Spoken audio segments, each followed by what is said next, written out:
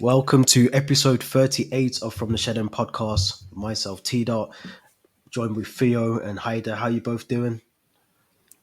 Good stuff, man. We've had a really good week, so I'm still buzzing, to be honest. Yeah, 100%. Yeah, it's a pretty straightforward question at the moment. How are you? For Chelsea fans, it's always we're good.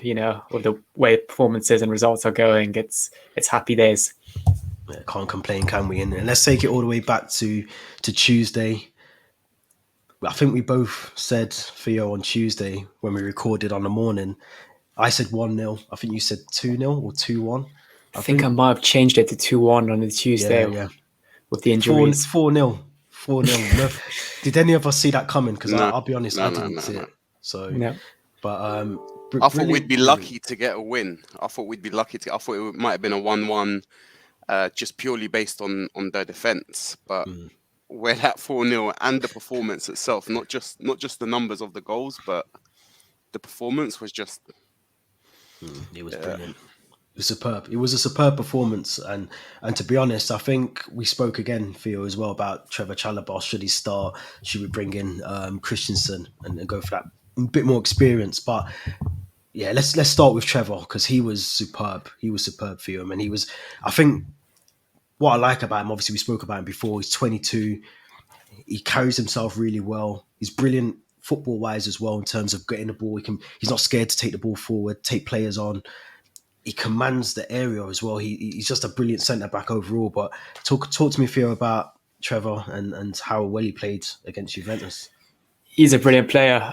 He makes his Chelsea debut, wins the Super Cup, makes his Premier League debut, scores a goal at Stamford Bridge and keeps a clean sheet, makes his Champions League debut against Juventus, Serie A winners Juventus, scores a goal that a striker would be proud of, and then also keeps a clean sheet against, a very good Juventus side. So, yeah, he's a brilliant player. He's composed on the ball. He's mature, like we spoke about on Tuesday.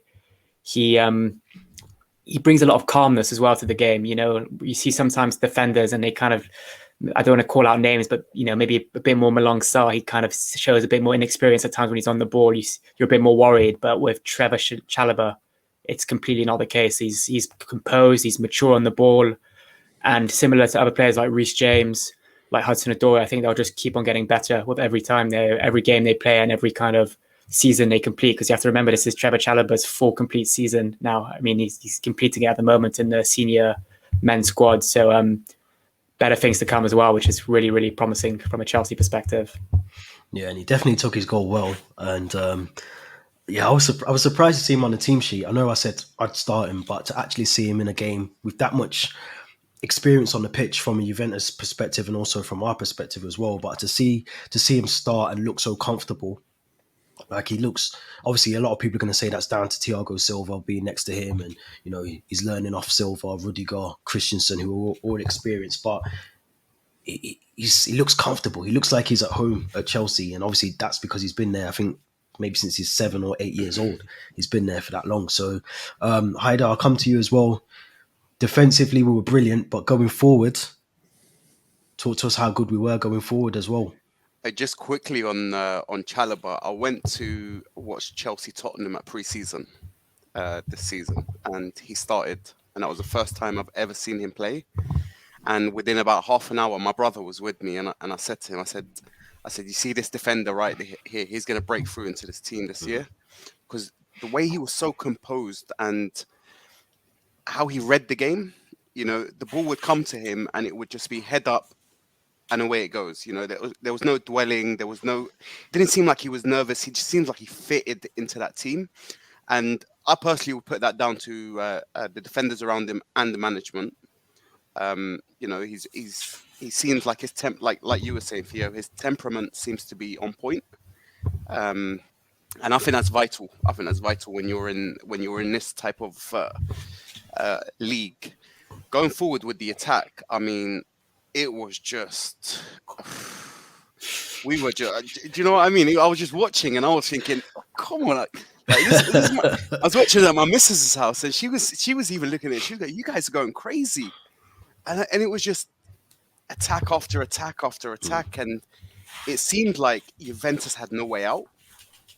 Every time they would try to clear it, like our line was on the halfway line, and the way we were pressing it, it was like we were men possessed.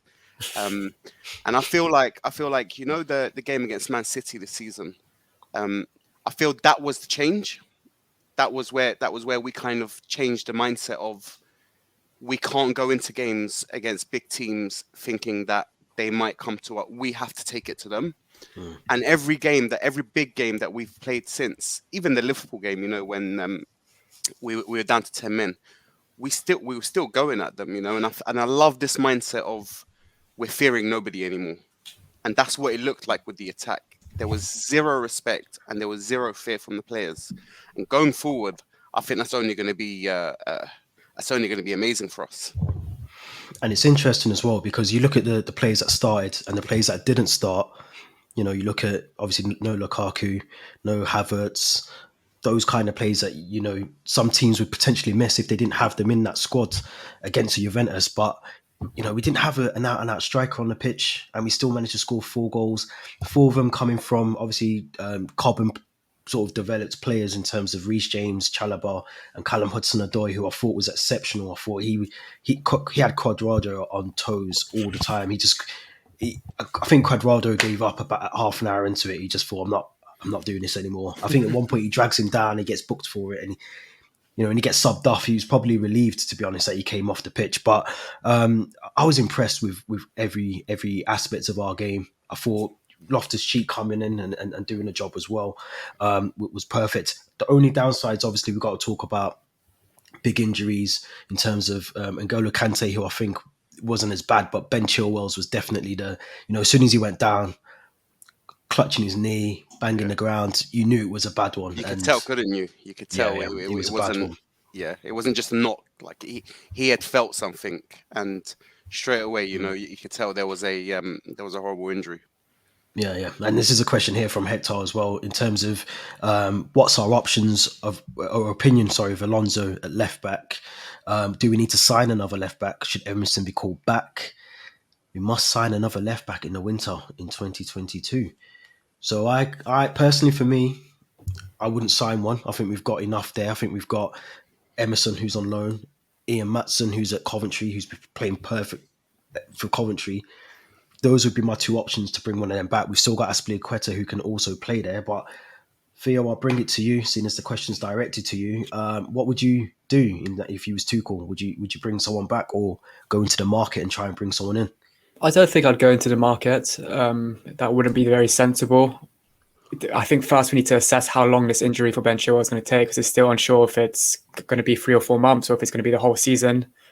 If it's the whole season, maybe I'd look at an Emerson or preferably Matson, I think, because I think Matson would be more happy to play second fiddle maybe to an Alonso or an Azpilicueta. I think the most sensible thing to do, or at least trial for the month of December, is Alonso and Azpi in that left wing back position. I was on a pod in midweek, and I never knew this, but apparently Sao Niguez played left wing back at Atletico Madrid for a few games earlier this season. It's not his preferred position, but that's also an option should we really need. I think Pulisic's played there once or twice for us as well. I know it's, again, not his preferred position, not his strongest position, but we have those options. And we have to remember that Alonso started the season very, very well in left wing back position, and only red hot, Ben Chilwell managed to kind of, get him out the team. So, I'd be happy with Alonso and Azpi and hope that Ben Chilwell maybe comes back into this team April, March time, if all goes well. But yeah, if it's an ACL, it's bad news. It's a big blow. But yeah, Alonso can easily do the job in December and the coming months. Would you agree with that, Haida? Yeah, I completely agree with that. There's no need to panic, by. And again, Chilwell came into this team. He broke into the team this season based on his own performances, not on the fact that perhaps Alonso was playing bad, because Alonso was doing really well. So I don't think we need to panic. The system that we have suits Alonso. The fact that our fullbacks, they will have to defend every now and then, but I feel predominantly they're there to attack. They're there to go forward. That is what, if it comes down to it, my own opinion is Alonso is better at Chilwell in the final third of the pitch. So again, if it's a big game and we need to be a bit more defensive, like Theo said, we have Azpilicueta. If it's, a cup game where it's doesn't matter much. We have a Pulisic, we have a Hudson-Odoi, and we have a Saul if it needs be. And in the big games, I play Alonso. I don't think you need to bring anyone back, because it could halt and it could slow down their own development. Just looking at Ian Matson or something like that. But going forward, I wouldn't dip into the market. I definitely wouldn't. I was just going to add, my one worry is that Alonso and Chilwell, both of them being fit, almost brought like healthy competition out of each other. They were, really pushing each other for that starting position. But now that Chilwell's injured, I just really hope Alonso doesn't drop a level, knowing that his, place in the starting 11 is We've got Mr. Reliable as well. Aspilicueta true. he shouldn't be overlooked. You can put him anywhere in that team, and what you're gonna get is effort, and he's gonna do his best to fit in. So we don't need to panic. We don't need to No need panic. to panic. My only worry around Aspilicueta is his legs, and he isn't the fastest anymore, and that does worry me. I think throughout December we've got a game every 3 days from the 1st till the 30th of December. So that's a lot of football for someone who isn't naturally playing on the left side of it. If you're talking about Hudson-Odoi or Saul Niguez, who I think that's why he fell out with Atletico. I think that's one of the reasons why he fell out, because he was being played as a left wing back, and that's not his natural position. So I think he was happy to come to Chelsea and try and play midfield. So to put him there, I'm not sure if he'd want to do it as well. So my only worry is the amount of games we've got just in December, and then obviously you look beyond that as well. For me, I think it's a season-ending injury. I don't think he'll be back. I don't think even if he does come back, he's coming back at that sort of period where he's going to have to get back to full fitness, and he may as well just start again next season. So for me personally, I would potentially consider Matson, only because, yes, he's playing second fiddle, but I think the expectation of him playing second fiddle is what he's going to be expecting, rather than bringing Emerson back, who would potentially want to play more football. I think it makes sense to have that cover there, and I think Tuchel would prefer to have the cover. Anything happens to Alonso, then what do we do then? And then the window shuts. So I think you've got to have that sort of long-term vision, expect the unexpected. We've seen it before when we lost our goalkeepers. We lost Cech and Cudicini. In the same season. We ended up playing Hilario, I think, for most of that sort of period as well. So it does happen when you lose your two sort of natural, first choice sort of positioned players. But I think you've got to have enough cover in there. And I think Tuchel would like that. I think he would prefer to have enough cover, someone who's naturally used to playing there. And like you said as well, Haider as well, we've got Brentford, I think, next in the cup on the 24th or 22nd of December. Yeah. So that, for me personally, if we get through that Brentford game, and whoever we get next, it's an option that you can bring someone like him in. So for me personally, I'd recall one of the two. Ideally not Emerson, because I'm not a big fan of him anyway. But I've seen enough about Ian Matson to understand that he can play a role, whether it's a small role or a bigger role, if needed to as well. I remember watching Matson, I think, against Grimsby in the Cup when we played him at Stamford Bridge in Lampard's first season, and he was quite impressive. He's quite pacey, he's quite skillful, and that's what you kind of need as a left wing back. And he's also a Cobham Academy boy, so whatever they put in his breakfast cereal has been doing the job recently. So you can't forget as well that the level he would be expected to come into play at is completely different to what he is playing at the moment. And if you look at all the academy boys that have broken into the team and that are playing at a high level right now, they've completed seasons on loan. They've developed properly, and I feel like if we do cut it short, it would be a lot of pressure on him. It would be a lot of pressure. So if it was down to returning somebody, I would go for Emerson, purely because he's played in big nights. He's played in big games. He's played with the squad.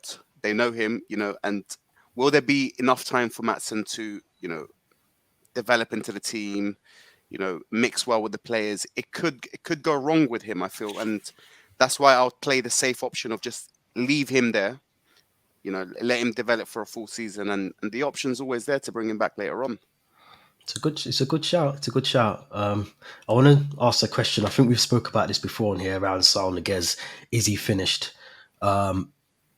Is he finished at Chelsea, Haider? Yeah, he is. No, I'm just looking at where he would fit in. What can he offer? And if he can offer something, what can he offer that's better than what we already have? And from every single angle you look at it, there's, unless you two can see something that I can't see, there's nothing that I would say, bring him in here because he would do better than even at fullback. I'll take Aspilicueta over him all day long, all day long. I wouldn't risk him. And I feel like the pace of the English football doesn't suit him. I've seen him a couple of times live. Yeah.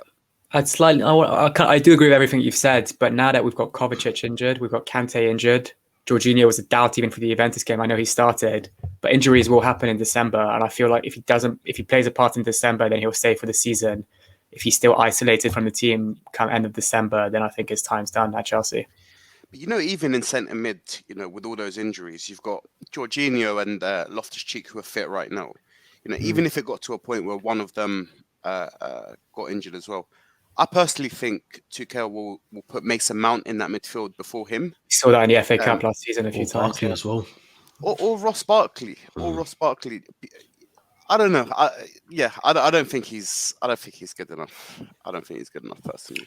I think he's good enough. I just don't think he's the fit for Chelsea, and I think that's a shame for him. Yeah. I think he's a very good player. I just don't think. I agree with you. I don't think that the pace of the Premier League, he's been able to adapt to that, and that's a big factor when you're coming from La Liga or Serie A or anywhere else across Europe to come into the Premier League. It is a bit of a difference, and if you don't pick that up straight away, you do obviously then have to do a little bit more extra legwork to try and pick that pace up. So I think for me, it'll be a shame to obviously lose him. But again, I don't want to see any of the other players who are playing well lose their position to try and fit him in. I just don't think he's the right fit for Chelsea. So again, I think I mentioned it.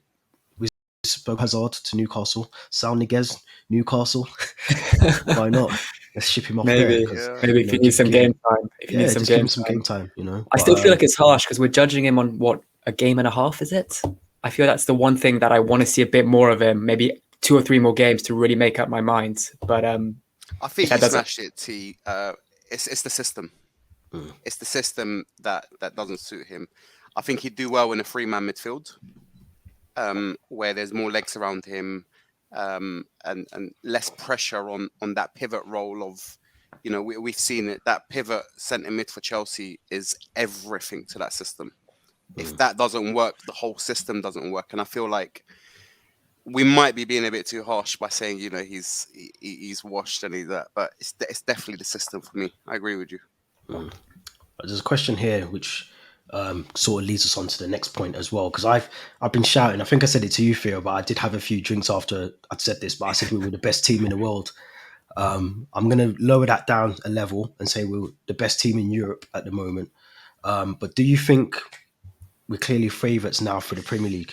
Europe is the world. Exactly, I was about to say. Europe is the world. Outside of Europe, which football teams are you going to look at? LA Galaxy, Seattle Fluminense, Sounders, or Sao Paulo. Listen, I'm just trying to be. Let's win the Club World Cup. Let's win the Club World Cup, and then we'll be the best team in the world. Yeah. There you go. When we win that, we're the best team in the world.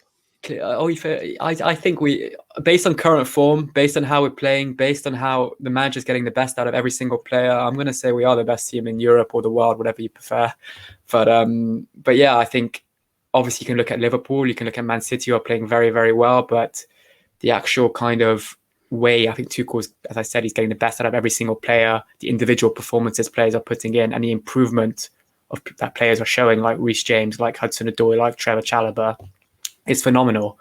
Then outside of the Premier League, you maybe look at Bayern and PSG, but PSG, from what I saw from them against Man City, I'd happily have them in the Champions League. I might, those are famous last words maybe, but that was not a performance that would make me think, they can win the Champions League. So I think we're playing, the football we played against Juventus was champagne football. Honestly, it was beautiful. That the Loftus-Cheek set up for Hudson-Odoi was like he was on an 8-a-side football pitch or something, and it was phenomenal. And I don't think we're seeing, as like I said, if Kante goes off injured, we can bring on Loftus-Cheek. I know that Man City maybe, if Rodri goes off injured, they bring Fernandinho. It's not really the same. I don't know. If we've got so many players that can come off the bench and make an impact. We've got a manager that's getting the players to play football that they seem to be enjoying, that they're happy, and it seems to be the first time at Stamford Bridge on on Tuesday night. I was at the game. I felt like a real connection, not with the players and the fans.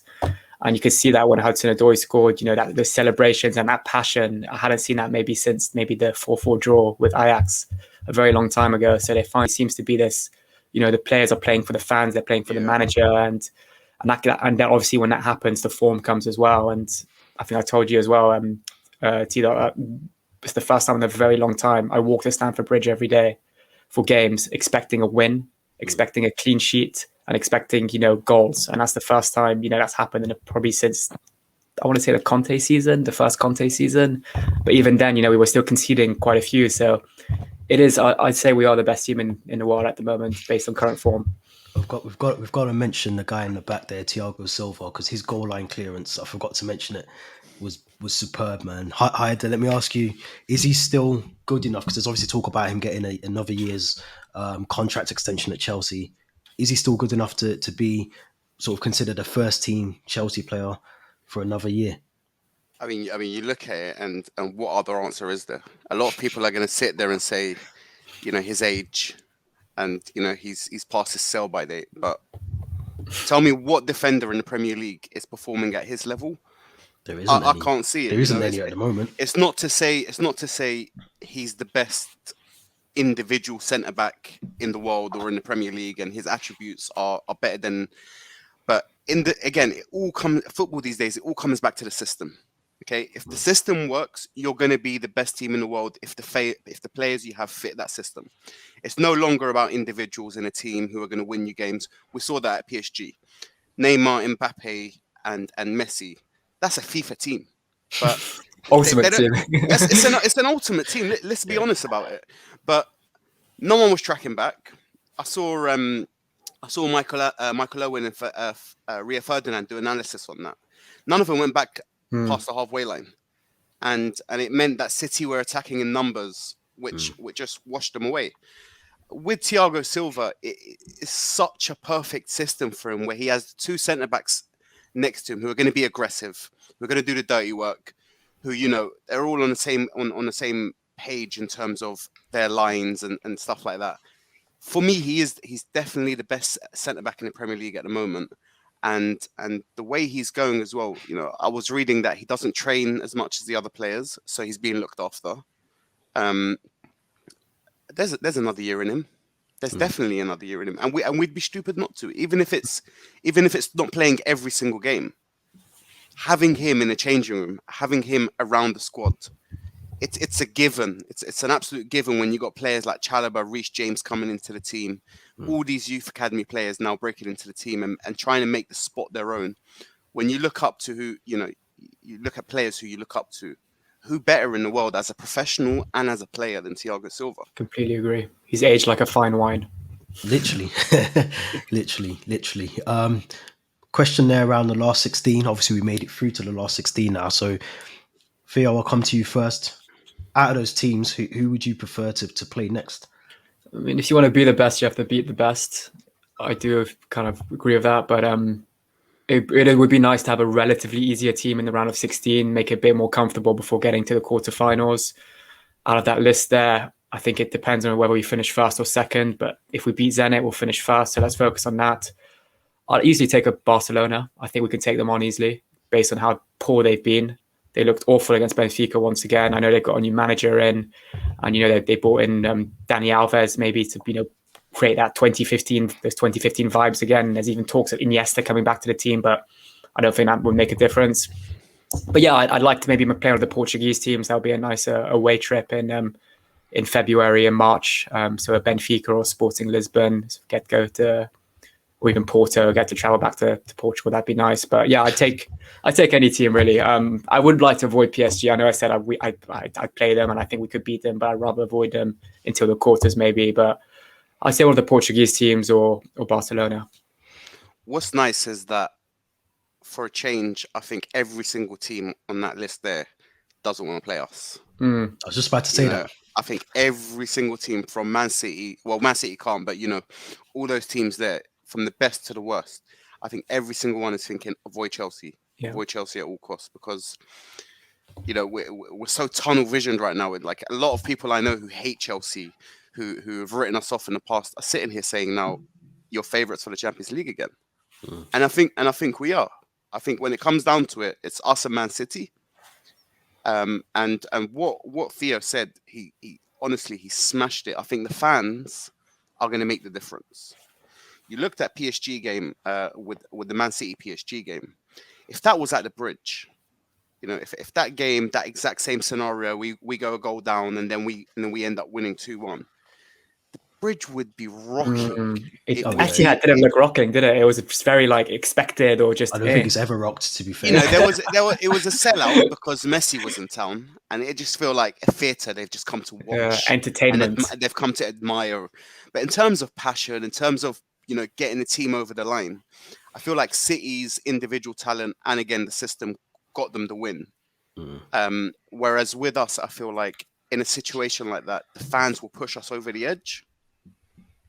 And going forward, I think that's why we're favourites for the Champions League again. Yeah, I can't see anyone bar maybe Liverpool. I always have to throw them in there because I feel like they're a team that just goes about their business quietly, and then come the end of the season, we start saying, well, you know, they do look very, very good, especially going forward. Defensively, okay, maybe not the best, but I still think they've got enough about them to definitely challenge for the Champions League and the league as well, obviously. So I'd put them in the mix as well. So we'll have to see. But I agree with both of you. I think on that list, to be the best, you gotta beat the rest. So 100%, I agree with that. Conor Gallagher, I think we spoke about him on here before. Yeah. Listen, go back to that episode. We spoke in long depth about next season. Next season, he'll be back at Chelsea in the summer. We hope. Yeah. Let him develop, and I think we're gonna have a gem on our hands next season. 100%, and I think the same with Mendy as well. I think he's definitely, for me, arguably the best goalkeeper in the world right now. I can put my hand on my heart and say that one. He's probably the best goalkeeper. If you've noticed as well in the past few games, I'd say 6 or 7 games, his distribution has just gone up a notch. He's always been a shot stopper. He's always been aggressive and commanding in his box. I think from day one that he's come in, he's shown that, you know, what Kepa lacked in terms of presence, not being scared, dominating. He's always had that. But I felt like if it was anything he needed to improve on just slightly was that distributing between the lines. So not the long kicks, but just being confident enough to play that through ball that will eliminate 3 or 4 players, and then we can go. And I've seen that. I've seen that in the past few, and that's where I think he's now gone to another level of being called the best in the world. I think what makes him world class as well, and we saw that in the Leicester game on last Saturday, and again against Juventus. Nothing to do all game, and then there's that one moment where that shows that he's fully concentrated during those 90 minutes, whether it was a long shot or something else, and he pulls off that save. That's maybe another keeper will just have a bit of a lapse in concentration and let in. So concentration-wise, and shows his elite mentality. There's a bit about him off the pitch. Have you been seeing? Yeah, he's quite vocal now, and he wants to show that. No, I like that, and he's completely right. He's making a good points as well. So let him carry on doing that. If anything, that just shows us that there's more and more leaders being born in that changing room. You know, which is needed as well. That's only good going forward. You know, definitely. You know, that warrior mentality of we'll take on anything. Definitely, no, 100%. Let's move to Sunday. Big game. The nerves are already kicking in a bit because it's United, and no one wants to lose to United, especially at the moment. Hector's put down a prediction there, which I'm sure we'll do our own shortly. But let's talk about the game. Obviously, Thomas Tuchel's got a press conference in about half an hour. But would you like to see Lukaku start, Haider? No, not yet. No. Not yet. Would I like to see him fully fit start 100%? But is it the right time for him to actually start, you know, in a game where he hasn't had any minutes? I don't think that's realistic. You also don't fix something that isn't broken.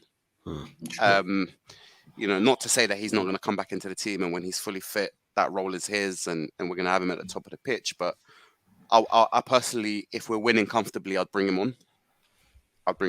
But I would start with Pulisic up front. I was impressed with him. I thought he played really well. And I feel like, again, I've said this on here before, if we can keep Pulisic fit, I think we're going to get a brilliant player out of him. I think the problem that he's had has been hindered with a lot of injuries, and there've been injuries that have kept him out of the game for long periods of the season. So I think he just needs a run of games where we can test him as well, and he can test himself. And these kind of big games against like a United or Man City, Liverpool, whoever, those top teams, if we can call United that, but those kind of games, he needs to step up. So I think this is a perfect opportunity for him to do that. When you look at United's defense recently and how leaky it's been, Have they got one? well, so-called defense, I think the last thing we need to do right now is go and have a physical battle with them up front, because that gives defenders confidence. If you win your first header and then you win your second header, and all of a sudden whereas players like Pulisic, who are going to run between lines, run behind defenders, going to have their centre-backs always on their toes, always thinking.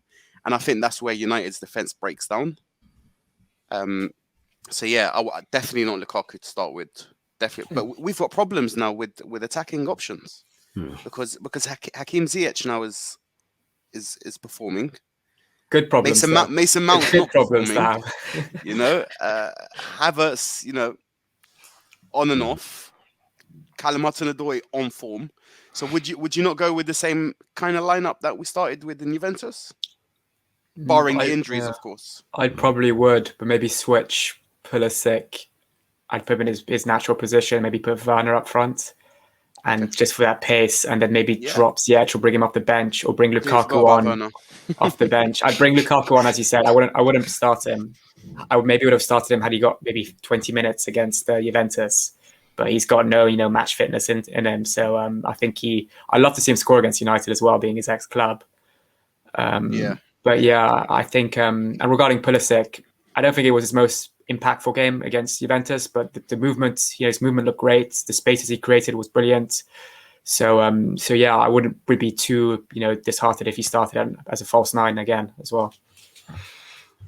What are we saying then? So we obviously need 3 points against United. Who would you go with up front? Yeah, well, yeah, like up top. I think I'd stick with Pulisic. I want to see more of him. I want to see what he can do. I agree, though. I think it'd be good to. I wouldn't start Lukaku. I said on the previous episode, I think if he was going to start in the Juventus game, I said he needs minutes before United. You can't throw him in cold into that game, and I still stand by that. I think if you're going to put him into a big game like that, I would have brought him on Tuesday.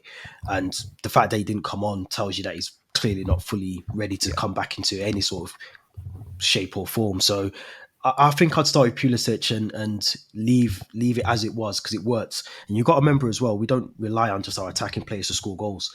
We've got Reece James, I think, on 5 goals or something now. He might even be top goal scorer, I think. But we've got goals coming from all areas of the pitch. So naturally, you can afford to put a Pulisic up front and make the runs or do whatever, and still expect a Reece James or a N'Golo Kante, who's injured now, but someone like that to go and get a goal. Is he not fit for the Man United game, Kante?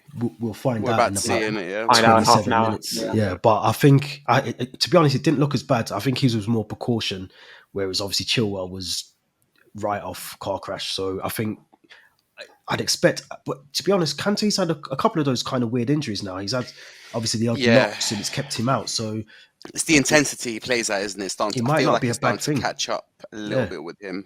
Yeah, it might not be a bad thing not for him not to play in this game as much as we'd miss him. I think, like I just said before, we've got a game every 3 days in December, so we're going to need him for that period as well. And if he gets injured in a United game, he's out for 2 to 3 weeks. It's a big loss. So I'd rather we'll need Kovacic fit as well, I think. Exactly. So I think we need to start using the depth that we've got in the squad and using it really well. Maybe even bring in a Loftus-Cheek who can do a job there as well. So I wouldn't play Lukaku. I'll probably leave it with Pulisic. But Werner's a good shout. He got his goal. He's got a bit of confidence, I'm sure, after that goal. Albeit, I think it's about the 94th minute, wasn't it? I think he scored on Tuesday. So, let me talk to me about Ruben Loftus-Cheek for you, because obviously you've got a comment there about Loftus-Cheek, and he played really well on Tuesday. So would you start him? Yeah. If Kante is not fit, if Kovacic is not fit, I'd be more than happy seeing Jorginho and Loftus-Cheek in that midfield. I think what we see a lot of Jorginho is that he sits back, allowing whoever's playing alongside him, if it's Kante, if it's Kovacic, to go up the pitch. And that's what Ruben likes to do best, is to drive up the pitch and take on midfielders and defenders. So I do agree with Al Slade. I think he has to start, and he will start. And when he came on against Juventus, I think his appearance was actually really, really promising. He's winning balls now, which is something we didn't really see in his game, previously when he's at Chelsea. He's intercepting, passer, so I think he's doing everything that, a centre midfielder should be doing, and that's probably the Tuchel side of his game that's been brought in. So United, I think he's only started, I don't know how many Premier League games he started. I think he started against Southampton, and he looked good. It's a handful, maybe 2 or 3, maybe 2, I think. He should be starting more. He deserves to be starting more. And we started away in Sweden against Malmo. He was sublime. So I think he should be starting on Sunday. And I actually think he will put in a very, very good performance should he start. You look at their midfield as well. I think he's got the beating of every single one of their midfield, especially physically. When he's on the ball and he's dribbling the way what he did to Rabiot. Did you see what he did to Rabiot? And it was like playing against a little kid, wasn't it? And I feel like Rabiot is a decent midfielder. Experienced, He is. He's not some joke, And I feel like McTominay and Fred are not at that level. Even if he's going to throw in a Matic, I think it could be the perfect game for him to kind of send a message out. Chelsea United dominates that midfield. And then going forward, I think it would kickstart his push to start every single game. Agree. I would definitely start him. 100% I would start Ruben. Yeah, I'd have to agree with that as well. I think nothing about and this is going to probably come back to haunt me, so I'm going to say it, and if I need to edit it out later, I will. but nothing worries me about United at the moment. There's nothing that I worry about. And I look at the defence. The goalkeeper's questionable. He gets beaten quite a lot at the near post. Doesn't worry me. The centre backs don't worry me. Wan-Bissaka doesn't worry me. Tellez or Shaw don't worry me. The midfield doesn't. You look at maybe a Mason Greenwood, who I'm not sure if he's even fit. I don't know. Cavani, Ronaldo, those sort of players. They don't worry me. Individually, they're very good. But I feel like our defenders are like bouncers. Yeah, they just stop everything. Do you know? You just know Rudiger within 3 minutes he's going to grab someone's ear and he's going to give someone a little bit, or he's going to step. You need that sort of player. When the ball's going off, he's going to push someone off the pitch just to kind of remind them, Thiago Costa vibes. Well. Exactly. Got to be careful. It's Anthony Taylor. He's got to be careful. No. Do it on the sly, on the sneak. Yeah, I agree with you. You need those kind of players that rough the other team up a little bit and just put them off a little bit. Yeah, and you look at just on Ruben as well. You see how many players he attracts to him. Yeah, there you go. Yeah, his drive forward makes so many attacks. Exactly, that's it. Yeah. You looked at the goal, Callum Hudson-Odoi's goal. I mean, he was just waiting for it. He was waiting for it just to be put on a plate for him. Yeah. And he had about 4 or 5 players just trying to get to him, and that's only good. That's only good going forward for our wingers, for our attacking players. It frees up a lot of space. It shows the quality that teams, or the threat that teams see that he's got, because any player like that, if he's not a common player. Yeah. If you look at the Premier League right now, and I'm not, but because he hasn't achieved what Yaya Toure has achieved. But to my memory, that type of style, I can't think of anyone apart from Yaya Toure who's of a similar type of style. Yeah, of course. So when you don't play against a style every single week, it's difficult to deal with. Because even in training, you're not dealing with that in your own players. So, yeah, I mean, the world's his oyster, I reckon, man. It's just about mentality and keeping fit. Let's talk about predictions. Our favourite part, predictions. At about 7 o'clock on Sunday, are we going to be happy, or are we going to be thinking, what did we do wrong? I'll go first. I'm going to say 2-0 Chelsea. I think it's going to be an easy game for us. I think nothing worries me about this team, and this might come back to haunt me, like I said, but I just think, even if we don't start Lukaku and we play Pulisic or Werner, Loftus-Cheek, if he does start, will be the pivotal in that midfield. I can't see United doing us any problems. If I'm honest, I'm going to go 2-0. Theo, I'll come to you. I can see United getting a jammy goal simply because, look, against Villarreal, they were very poor. But, they've got Ronaldo who can just score that 80th minute annoying goal and get them a point or even 3 points at times. But then again, I think we've got enough firepower to score 3. And I think if Hudson-Odoi will start, I think, and he will score. So I'm going to go with 3-1 Chelsea. I'm going to go purely based on their games against big teams and how they fall apart so quickly and how we're playing in the form that we're in. I'm going to be confident about it. I'm going to go for a 4-0. I think we're going to absolutely wipe the floor with them. I like it. I'm liking his confidence, but at the same time, it's kind of worrying. just based on, Man City could have scored 18, I reckon, that game. Yeah. They were just messing around. They were literally Liverpool absolutely destroyed them. So I feel like when they come up against well-oiled, drilled machines who are, proper structured teams, I think they fall apart. I mean, Watford scored 4 against them, so why can't we?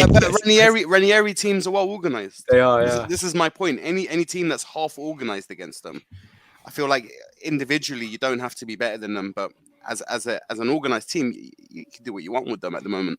Do you know what as well? I think it's strange because obviously United have changed the manager, but the whole backroom staff is still there. So everything that Ollie is put in place, it's still the same people who were doing it when Ollie was there. So I don't really see until someone else comes in, and obviously they've got talks with people at the moment, but until something Villarreal game was similar style, wasn't it? Like they won, fair enough. But it's the same style. It's the same. How many times have we seen them do that with Ollie?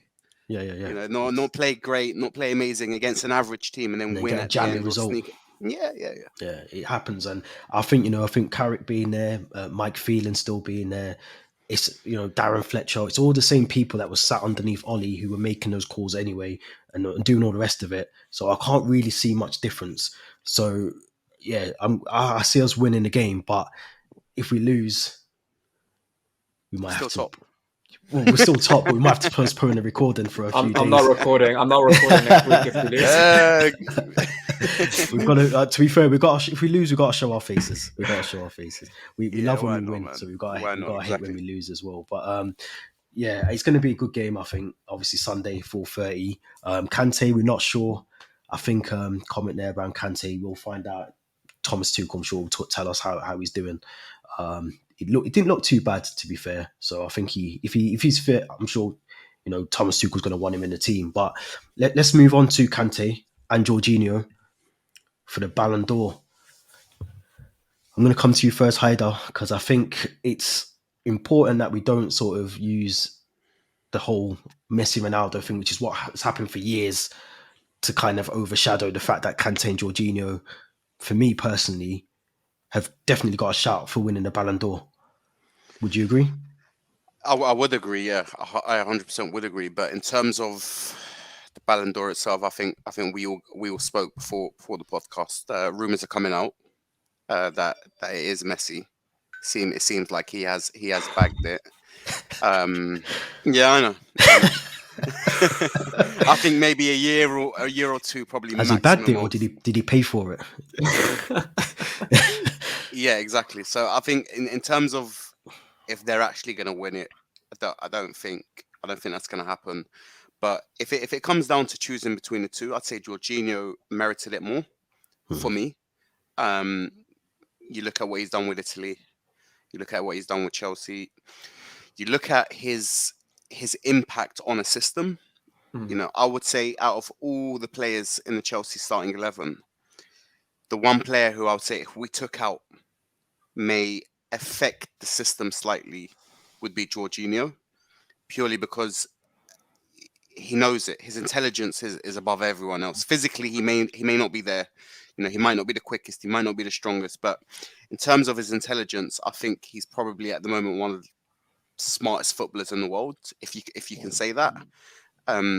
For me, I would have had him as the Ballon d'Or winner personally. A lot of people will say he's a defensive midfielder, but just purely based on an impact on a team, I would go with him over Kante. Do you agree, Theo? Yeah, I mean, firstly, if Messi wins the Ballon d'Or, I think it's daylight robbery. I just will literally give up on that award. I would never even read any articles or watch the ceremony or anything like that for the next 10 years because I think it's a joke. in players that actually deserve it, I think Kante and Jorginho definitely deserve it. You look at the impact they've had on Chelsea games, particularly in those Champions League knockout games, and the pair of them was sublime. They were fantastic. And again, in the Champions League final, Jorginho again was at the Euros. You take him out, that Mancini system, like I'll say, or that Tuchel system. I think I do agree he's one of our most important players. And you'll see a difference. You won't maybe see us play as well, or you won't see that Italian team play as well as they did in the Euros. So I still think the criteria of the Ballon d'Or is just so blurry at the moment. What actually you need to do to win it? Do you need trophies? Do you need individual performances? Do you need man of the match awards? But I think if you kind of take a mix of all of that, I do think Jorginho deserves it. I think I'm kind of would like to see Lewandowski deserve it, because I think he deserved it in 2020. But at the same time, I'd love to see a defensive midfielder win it, just like I'd like to see a centre-back and a goalkeeper win it, because I think there's more to football now than just goals and assists. Like you'll probably get all the player. Like you're saying, there has to be clarity. Clarity now on what the agenda is to win it. And even going down the route of making two different.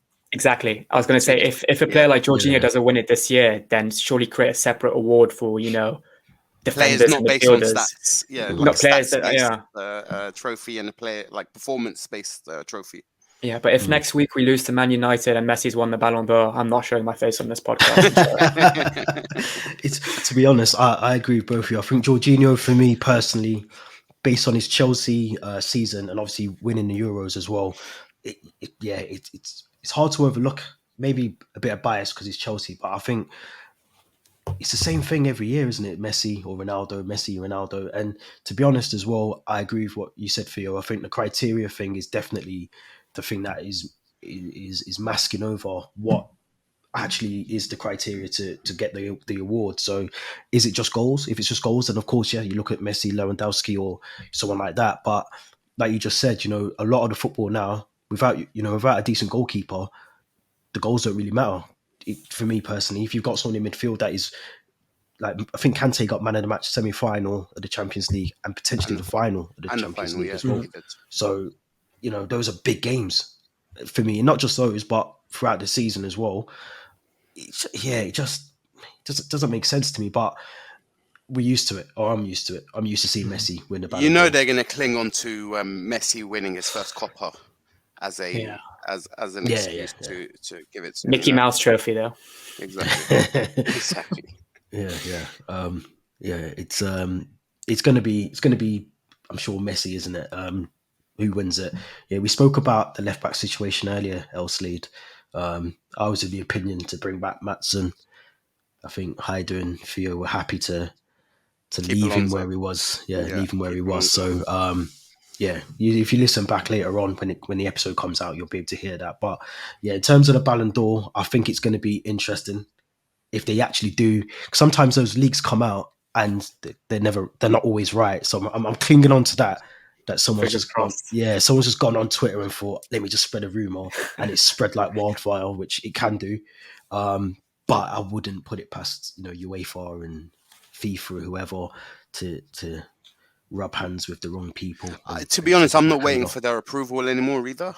Yeah, we can make our own decision. I mean, who are these people? Who are these guys? They're just old men in suits, just making decision on football based on who's paid the most and who's put the most. Because that's the reality of it. Whether we want to talk about that or not, or whether we want to go deep into that or not, that is the reality of it. And their judgment is not greater than our judgment. If anything, ours is better. Ours is probably better. It's unbiased to an extent, apart from myself. To an extent, yeah. Normally it's unbiased, and as fans, we're not sort of taking backhand payments from some dodgy person to get an award. So I think for me personally, Jorginho and Kante have both done enough to definitely be considered, not just on the shortlist, but actually be considered to win it as well. It's one thing being on the shortlist, but to actually be in contention to win it, I think both of them have done enough over the last 12 months to definitely be considered to be part of that. If England won the Euros, I would have thrown in Mount. Oh, it's a tough I would have, and That's no one stopped me. Do you know what I mean? I would have definitely thrown. It's purely based on Jorginho winning the Euros. I slightly agree, but had we beaten Italy in that final, I still feel like Mount's contribution to get to that final maybe wasn't as impactful as Jorginho's when he got to the final. So no, I agree with that. I agree with that. Yeah, it's going to be interesting. I think it's Monday, So, like I said, it could be a really long weekend if we lose to United, and then Messi's crowned Ballon d'Or, and then Ain't obviously gonna we've happen. got a long week to go. But we're gonna beat United. Jorginho's gonna win a Ballon d'Or, And we'll beat Watford on Wednesday as and well. we'll beat Watford on Wednesday. We should beat Watford on Wednesday. Not we will. We should be beating them. But guys, if you're listening on Apple or Spotify, you can find us from the Shed End. Just give us a search. And if you're looking for us on YouTube as well, you can also find us on there. So like, subscribe, just search From the Shed End on YouTube. Google us. You'll find us on all the social media platforms. Like, subscribe, comment, all of that stuff. We're all on everything. We're just trying to be as busy as possible and get those numbers up. So yeah, give us a like. Make sure you comment as well. That's the most important part. Comment. Let us know your thoughts on what we've discussed today. And anyone who's tuned in on the live stream, we appreciate you coming on. Obviously, Man Knows Football. I was on there yesterday. Brilliant channel, brilliant content as well. So make sure you check them out. But this has been episode 38 from the Shed End podcast. Theo, Haida, thank you both for joining me as There you go. always. Thank you, bro. It's been Thank a you. pleasure. So yeah, we'll be doing this, I'm sure, next week. Or Theo might not be. It depends if we, Nah, if we he'll win or be here because we're gonna smash them. I'll have my hood up like that. but we'll definitely be back at some point next week. I'm not going to give you guys a date, but we'll be back. And yeah, thank you for listening. We'll be back next week.